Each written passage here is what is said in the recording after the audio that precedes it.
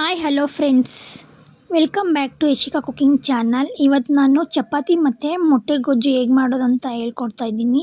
ನಾನು ಫಸ್ಟ್ ಇಲ್ಲಿ ಚಪಾತಿ ಹಿಟ್ಟನ್ನು ಕಲಿಸ್ಕೊತಾ ಇದ್ದೀನಿ.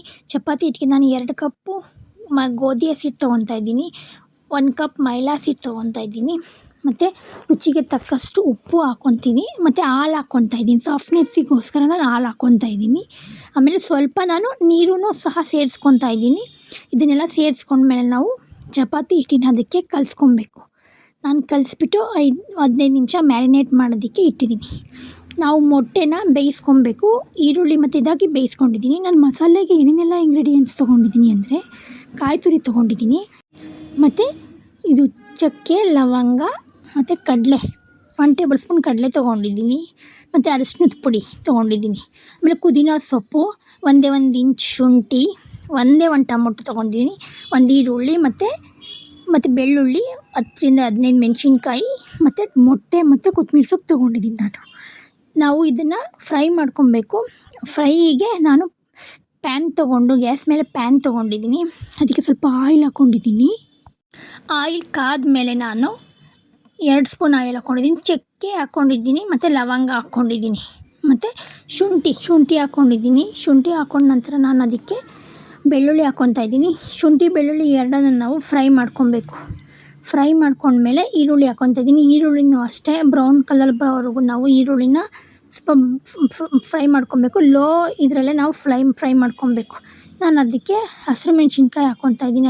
ಹಸಿರು ಮೆಣಸಿನ್ಕಾಯಿ ಹಾಕ್ಕೊಂಡು, ಹಸಿರು ಮೆಣಸಿನ್ಕಾಯಿನೂ ಅಷ್ಟೇ ನೀವು ಸ್ವಲ್ಪ ಹಸಿರು ಮೆಣಸಿನ್ಕಾಯಿ ಸ್ವಲ್ಪ ಮೆತ್ತಗಾಗೋವರೆಗೂ ನೀವು ಸ್ವಲ್ಪ ಬೇಯಿಸ್ಕೊಬೇಕು. ಹಸಿರು ಮೆಣಸಿನ್ಕಾಯಿ ಬೆಂದ ನಂತರ ನಾನು ಅದಕ್ಕೆ ಕೊತ್ತಂಬರಿ ಸೊಪ್ಪು ಮತ್ತು ಪುದೀನ ಸೊಪ್ಪು ಎರಡನ್ನು ಹಾಕ್ಕೊತಿದ್ದೀನಿ. ಇವೆರಡನ್ನು ಹಾಕ್ಕೊಂಡು ಚೆನ್ನಾಗಿ ಫ್ರೈ ಮಾಡ್ಕೊಬೇಕು. ಸಾಫ್ಟ್ನೆಸ್ ಆದಮೇಲೆ ಅದು ತಣ್ಣಗಾಗೋದಕ್ಕೆ ಬಿಡಬೇಕು. ನಾವು ಮೊಟ್ಟೆ ತೊಗೊಂಡಿರ್ತೀವಲ್ವ, ಅದನ್ನು ನಾನು ಫೋರ್ಕ್ನಿಂದ ಚುಚ್ಚಬೇಕು. ಫೋರ್ಕ್ನಿಂದ ಎಲ್ಲ ಸೈಡು ಈ ರೀತಿ ಚುಚ್ಕೊಂಡು ಬರಬೇಕು. ಆಮೇಲೆ ಮತ್ತೆ ಫೋರ್ಕ್ ಆದಮೇಲೆ ನೈಫ್ ಬರುತ್ತಲ್ವ, ನಾನು ನೈಫಿಂದ ಹಿಂಗೆ ಕಟ್ ಮಾಡ್ಕೊಂಡು ಬಂದಿದ್ದೀನಿ. ಏಕೆಂದರೆ ಇದು ಉಪ್ಪು ಖಾರ ಹಿಡೀಲಿ ಅನ್ನೋದಕ್ಕೋಸ್ಕರ ಎಲ್ಲನೂ ಅದೇ ರೀತಿ ಮಾಡ್ಕೊಂಡಿದ್ದೀನಿ. ನಾವು ತಣ್ಣಗಾಗಿರುತ್ತಲ್ಲ ಅದನ್ನು ನಾವು ಮಿಕ್ಸಿ ಜಾರಿಗೆ ಹಾಕ್ಕೊಬೇಕು. ಒಂದು ಅರಿಶಿನದ ಪುಡಿ ಹಾಕ್ಕೊತಾ ಇದ್ದೀನಿ ಒಂದು ಸ್ವಲ್ಪ, ಮತ್ತು ಕಡಲೆ ಮತ್ತು ಚಕ್ಕೆ ಲವಂಗ ಇದ್ದಲ್ಲ ಅದನ್ನೆಲ್ಲ ಹಾಕ್ಕೊಂಡು, ಮತ್ತು ಕಾಯಿ ತುರಿನೂ ಹಾಕ್ಕೊಂಡು ನಾವು ಮಿಕ್ಸಿ ಗ್ರೈಂಡು, ಸ್ವಲ್ಪ ಧನಿಯಾ ಪುಡಿ ಆ್ಯಡ್ ಮಾಡ್ಕೊತಾ ಇದ್ದೀನಿ. ಸ್ವಲ್ಪ ಪೇಸ್ಟ್ ಮಾಡ್ಕೊಬೇಕು. ಪೇಸ್ಟ್ ಆದ ನಂತರ ನಾವು ಇನ್ನೊಂದು ಪ್ಯಾನ್ಗೆ ಆಯಿಲ್ ಹಾಕ್ಕೊಂಡು ಅದಕ್ಕೆ ನಾನು ಈರುಳ್ಳಿ ಹಾಕ್ಕೊತಾ ಇದ್ದೀನಿ. ಈರುಳ್ಳಿನ ನಾವು ಸ್ವಲ್ಪ ಚೆನ್ನಾಗಿ ಫ್ರೈ ಮಾಡ್ಕೊಬೇಕು. ಫ್ರೈ ಮಾಡಿಕೊಂಡು ಅದಾದ್ಮೇಲೆ ಟೊಮೊಟೊ ಆ್ಯಡ್ ಮಾಡ್ಕೊಬೇಕು. ಟೊಮೊಟೊ ಮತ್ತು ನಾವು ಮಿಕ್ಸಿ ಮಾಡ್ಕೊಳ್ತೀವಲ್ಲ ಒಟ್ಟಿಗೆ ಹಾಕ್ಕೊಬೋದು. ನಾನಿಲ್ಲಿ ಸಪ್ರೇಟ್ ತೊಗೊತಾ ಇದ್ದೀನಿ. ಮಿಕ್ಸಿ ಮಾಡ್ಕೊಂಡಿರೋದನ್ನ ನಾನು ಗ್ರೈಂಡ್ ಮಾಡ್ಕೊಂಡಿರೋದನ್ನ ಹಾಕ್ಕೊತಾ ಇದ್ದೀನಿ. ಹಾಕ್ಕೊಂಡು ಎಲ್ಲದನ್ನು ಫ್ರೈ ಮಾಡ್ಕೊಬೇಕು. ಸ್ವಲ್ಪ ಚೆನ್ನಾಗಿ ಹಸಿ ಸ್ಮೆಲ್ ಹೋಗೋವರೆಗೂ ಸ್ವಲ್ಪ ನಾವು ಫ್ರೈ ಮಾಡ್ಕೊಬೇಕು. ಫ್ರೈ ಆದ ನಂತರ ನಾನು ಇದಕ್ಕೆ ನಿಮಗೆ ಎಷ್ಟು ಕನ್ಸಿಸ್ಟೆನ್ಸಿ ಎಷ್ಟು ಬೇಕು ನೀವು ಅಷ್ಟು ನೋಡಿಕೊಂಡು ನೀರು ಹಾಕ್ಕೊಳ್ಳಿ. ತುಂಬ ತೆಳ್ಳಗಾದರೆ ಚೆನ್ನಾಗಿರಲ್ಲ. ಸ್ವಲ್ಪ ಚಪಾತಿಗೋಸ್ಕರ ಅಂದರೆ ಸ್ವಲ್ಪ ಗಟ್ಟಿಗೆ ಇದ್ರೇ ಚೆಂದ. ಇದು ಸ್ವಲ್ಪ ಬಾಯ್ಲ್ ಆಗೋ ಟೈಮಲ್ಲಿ ನಾನು ಎಗ್ಗು ಇರ್ತಲ್ಲ ಅದನ್ನೆಲ್ಲ ಹಾಕಿದ್ದೀನಿ. ಎಗ್ ಹಾಕ್ಬಿಟ್ಟು ನಾವು ಇದನ್ನು 15ರಿಂದ 20 ಮಿನಿಟ್ಸ್ ಬೇಯಿಸಬೇಕು.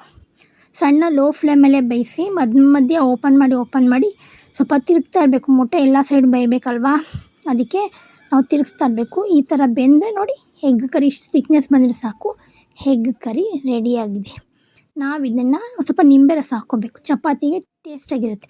ನಾನಿಲ್ಲಿ ಚಪಾತಿ ತೊಗೊಂಡಿದ್ದೀನಲ್ವಾ, ಚಪಾತಿ ಎಷ್ಟು ಸಾಫ್ಟಾಗಿ ಬರುತ್ತೆ ಅಂತ ನಾನು ನಿಮ್ಗೆ ತೋರಿಸ್ತೀನಿ. ತುಂಬ ಅಂದರೆ ತುಂಬ ಸಾಫ್ಟಾಗಿ ಬರುತ್ತೆ. ಈ ರೀತಿ ಒಂದು ಸಲ ಮಾಡಿ ಅದು ಮ್ಯಾರಿನೇಟ್ ಆದಮೇಲೆ ಚಪಾತಿ ಚೆನ್ನಾಗಿ ನಾದ್ಕೊಂಡು, ಆಮೇಲೆ ನಾವು ಚಪಾತಿ ಇಟ್ಟೋದಕ್ಕೆ ನಿಮ್ಗೆ ಎಷ್ಟು ಉಂಡೆ ಬೇಕೋ ನೀವು ಅಷ್ಟು ದಪ್ಪ ಉಂಡೆ ಮಾಡಿಕೊಂಡು, ನಾನು ಇದಕ್ಕೆ ಚಪಾತಿಗೆ ಒಂದು 4 ಉಂಡೆಯನ್ನು ಮಾಡ್ಕೊಂಡಿದ್ದೀನಿ. ಮಾಡ್ಕೊಂಡ್ಮೇಲೆ ಅದನ್ನು ಫಸ್ಟು ಈ ಥರ ಲಟ್ಟಿಸ್ಕೊಬೇಕು.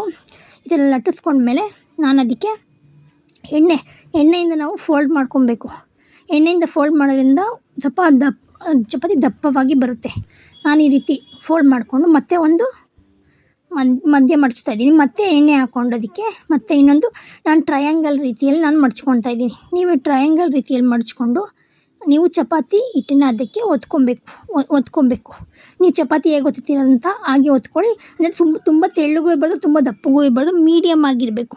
ಮೀಡಿಯಮ್ ಆಗಿದ್ದು ಚಪಾತಿನ ಒತ್ಕೊಬೇಕು. ಚಪಾತಿ ಒತ್ತಿದ ನಂತರ ನಾನಿಲ್ಲಿ ಚಪಾತಿಗೆ ತವಾನ ಬಿಸಿ ಮಾಡ್ಕೊಂಡಿದ್ದೀನಿ. ಯಾವಾಗಲೂ ಚಪಾತಿನ ನೀವು ಬೇಯಿಸೋದಾದರೆ ಐ ಫ್ಲೇಮಲ್ಲೇ ಬೇಯಿಸಬೇಕು. ಲೋ ಫ್ಲೇಮಲ್ಲಿ ಬೇಯಿಸಿದ್ರೆ ಗಟ್ಟಿಯಾಗಿಬಿಡುತ್ತೆ. ನೀವು ಐ ಫ್ಲೇಮಲ್ಲಿ ಬೇಯಿಸಿದ್ರೆ ಸಾಫ್ಟಾಗಿ ಬರುತ್ತೆ. ನೋಡಿ, ಒಂದು ಸೈಡ್ ಬೆಂದಮೇಲೆ ಮತ್ತೆ ಟರ್ನ್ ಮಾಡಿ ನಾನು ಸ್ವಲ್ಪ ಎಣ್ಣೆ ಹಾಕ್ಕೊತಾ ಇದ್ದೀನಿ. ಎಣ್ಣೆ ಹಾಕ್ಕೊಂಡು ಮತ್ತೆ ಟರ್ನ್ ಮಾಡಿ ಮತ್ತೆ ಎಣ್ಣೆ ಹಾಕ್ತಾಯಿದ್ದೀನಿ. ಒಂದೇ ಸಮ ಬೇಯಿಸಬಾರ್ದು ಚಪಾತಿನ. ಸ್ವಲ್ಪ ಆವಾಗವಾಗ ಉಲ್ಟಾ ಮಾಡ್ತಾಯಿದ್ರೆ ಸ್ವಲ್ಪ ಚಪಾತಿ ಸಾಫ್ಟ್ನೆಸ್ ಬರುತ್ತೆ. ಒಂದು ಸೈಡ್ ಬೆಂದಿದೆ ನೋಡಿ. ಇವಾಗ ಎಷ್ಟು ಚೆನ್ನಾಗಿ ಉಬ್ಬಿ ಬರುತ್ತೆ ಅಂದರೆ ಚಪಾತಿ ಅಷ್ಟು ಚೆನ್ನಾಗಿ ಉಬ್ಬಿ ಬರುತ್ತೆ ಚಪಾತಿ.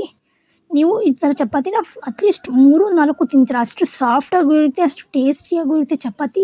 ಚಪಾತಿ ಜೊತೆಗೆ ಎಗ್ ಗ್ರೇವಿ ಇರುತ್ತಲ್ಲ, ಅದು ತುಂಬ ಚೆನ್ನಾಗಿರುತ್ತೆ. ಒಂದು ಸಲ ಟ್ರೈ ಮಾಡಿ ನೋಡಿ ಹೇಗಿತ್ತು ಅಂತ ನನಗೆ ಕಮೆಂಟ್ ಬಾಕ್ಸ್ನಲ್ಲಿ ಕಮೆಂಟ್ ಮಾಡಿ. ಪ್ಲೀಸ್ ನನ್ನ ವೀಡಿಯೋನ ನೀವು ಸಬ್ಸ್ಕ್ರೈಬ್ ಮಾಡ್ಕೊಳ್ಳಿ. ಯಾರೆಲ್ಲ ಸಬ್ಸ್ಕ್ರೈಬ್ ಮಾಡ್ಕೊಂಡಿದ್ರೆ ಅವ್ರಿಗೆ ತುಂಬ ತುಂಬ ತುಂಬ ಥ್ಯಾಂಕ್ಸ್. ಹೀಗೆ ಸಪೋರ್ಟ್ ಮಾಡ್ತಾಯಿರಿ. ನೋಡಿ, ಚಪಾತಿ ರೆಡಿಯಾಗಿ ಇವಾಗ ಚಪಾತಿ ಎಲ್ಲ ಕಡೆ ಬೇಯಿಸ್ಕೊಬೇಕು. ಒಂದು ಸೈಡ್ ಬೆಂದು ಒಂದು ಸೈಡ್ ಬಿಡಬಾರ್ದು. ಈ ಥರ ಬೇಯಿಸ್ಕೊಂಡ್ರೆ ಚಪಾತಿ ನೋಡಿ ಎಷ್ಟು ಸಾಫ್ಟಾಗಿ ಬರುತ್ತೆ ಅಂದರೆ ನೋಡಿ. ಈ ಥರ ಮಾಡ್ತೀರಾ. 1-2 ಚಪಾತಿ ತಿನ್ನೋರು 4 ಚಪಾತಿ ತಿಂತೀರಾ. ನಾನಿಲ್ಲಿ ಎಗ್ ಗ್ರೇವಿ ಜೊತೆ ಚಪಾತಿ ರೆಡಿಯಾಗಿದೆ ನೋಡಿ. ಎಗ್ ಗ್ರೇವಿನೂ ಎಷ್ಟು ಚೆನ್ನಾಗಿ ಬಂದಿದೆ ನೋಡಿ. ಒಂದು ಸಲ ನೀವು ಟ್ರೈ ಮಾಡಿ ಪ್ಲೀಸ್. ಹೇಗಿತ್ತು ಅಂತ ಕಮೆಂಟ್ ಬಾಕ್ಸ್ನಲ್ಲಿ ಕಮೆಂಟ್ ಮಾಡಿ. ನಿಮ್ಮ ಫ್ರೆಂಡ್ಸಿಗೆಲ್ಲನೂ ಶೇರ್ ಮಾಡಿ ಫ್ರೆಂಡ್ಸ್. ಆಮೇಲೆ ಲೈಕ್ ಮಾಡೋದನ್ನ ಮರಿಬೇಡಿ. ಸೊ ನೆಕ್ಸ್ಟ್ ವೀಡಿಯೋದಲ್ಲಿ ನಾನು ಮೀಟ್ ಮಾಡ್ತೀನಿ. Bye friends.